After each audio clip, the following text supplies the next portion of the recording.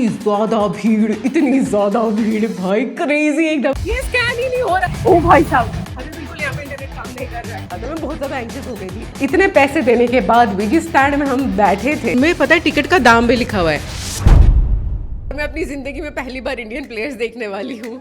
मेरा सपना था कि मैं पूरी इंडियन टीम देखूँ कि वो अपने देश से कैसे प्ले कर रही हैं, लेकिन वो पॉसिबल नहीं हो पाया क्योंकि टिकट ही नहीं मिलती है। आईपीएल की टिकट हाथ लग गई, वो भी एंड मोमेंट पे किसी तरह मैंने बुक कर ली, बस सिलबट्टे की मदद से।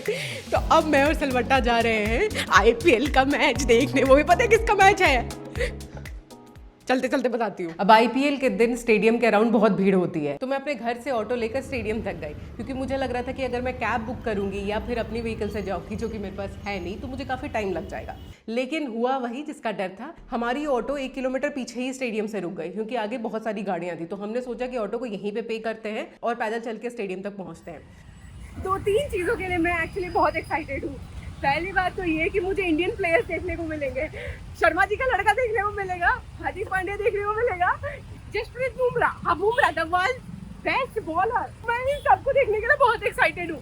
मेरा टॉस छूट चुका है क्योंकि 3 बज गए हैं अभी, तो मैं ऑटो से उतर गई और मैं भाग के जाके जा रही हूँ क्योंकि भाई बहुत भीड़ है यहाँ पे। ओ भाई साहब, बहुत सारी चीज़ें। तो पहले तो लगा था कि जो भीड़ है ना, बहुत नॉर्मली जितनी दिल्ली में दिखती है, भाई सिटी एरिया है, दिल्ली भीड़ भाड़ वाली जगह है, वैसी भीड़ दिख रही थी। लेकिन भाई एक टर्न आया, जैसे गेट 15 से मुझे जाना था अंदर, तो उस 15 गेट नंबर के लिए मुझे एक यू टर्न जैसा लेना था। और जैसे ही हमने यू टर्न लिया, इतनी ज़्यादा भीड़ भाई, क्रेजी एकदम। अब जैसे ही हम टिकट स्कैनर के पास पहुंचे, सलबट्टा आराम से स्कैन करके आगे बढ़ गया और मैं फंस गई। ये स्कैन ही नहीं हो रहा था किसी से।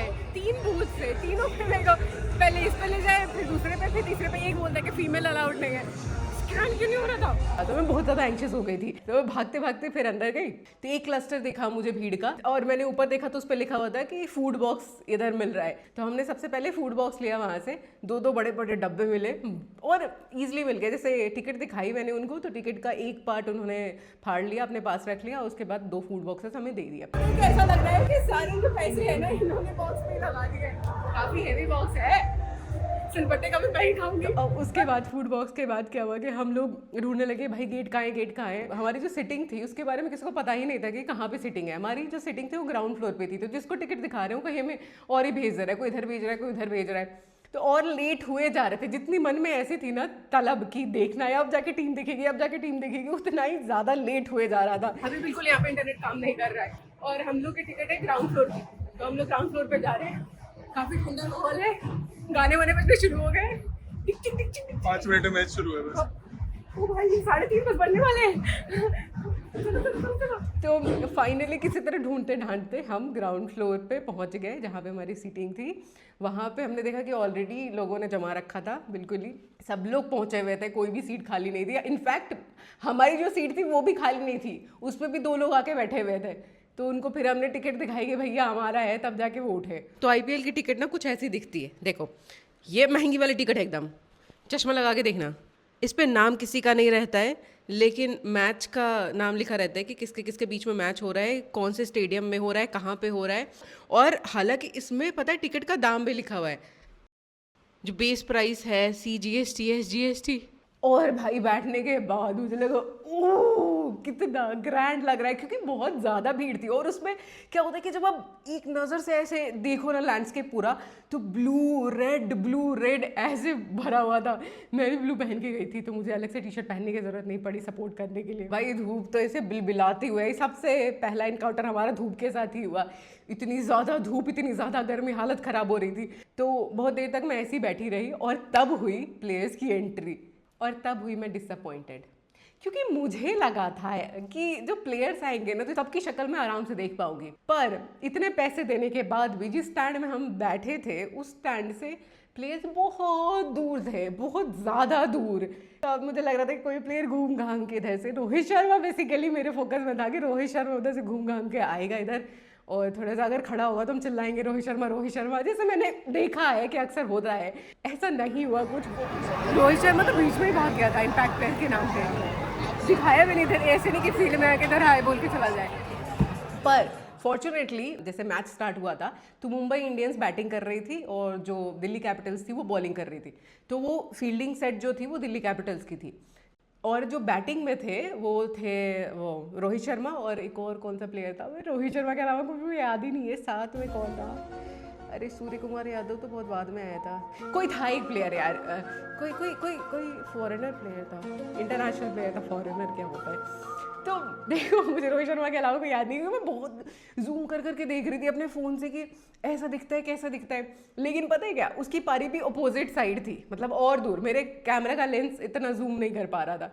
तो आई वेटेड, धूप इतनी घनी हो रही थी बहुत, मतलब मेरे को चश्मा लगाना पड़ा, कैप पहनना पड़ा, मैं वो जो छक्का चौका वाला वो नहीं देते कार्डबोर्ड जिसमें आप दिखाते हो कि छक्का चौका, उससे धूप रोक रही थी, तो मैं बेहाल थी बिल्कुल।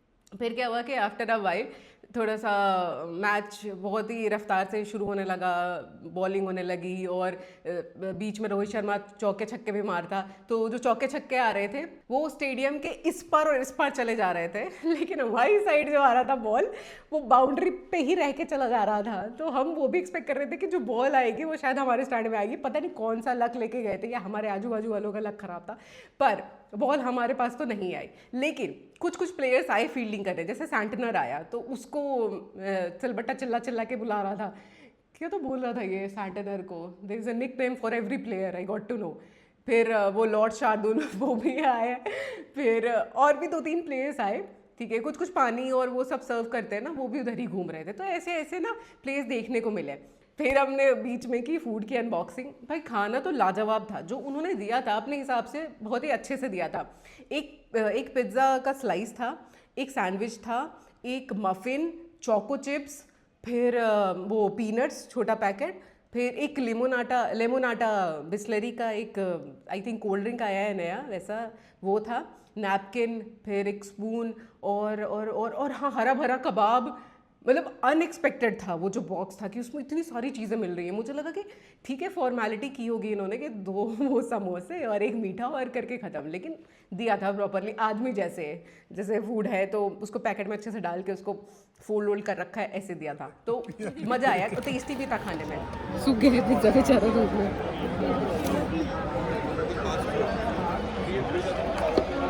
नॉट बैड, धूप में सेक के खाने लायक है। तो मैंने और सिलवट्टा ने अपना बॉक्स खूब एंजॉय किया। उसके बाद फिर जैसे जैसे शाम ढली तो मौसम बहुत ही बेहतरीन हो गया था, ठंड का माहौल हो चुका था। बैटिंग में वो आदमी वो मारते ही जा रहा था, क्या नाम था उसका, रिजवी, हाँ रिजवी, बहुत मार रहा था, उसकी तो सेंचुरी हो गई थी शायद, या नहीं सेंचुरी होते होते रह गई थी, तो कितना अच्छा खेल रहा था, एक ही प्लेयर इतना दबा के रखे हुए था। लेकिन पता है क्या, मैंने बुमराह को देखा नजदीक से, सूर्य कुमार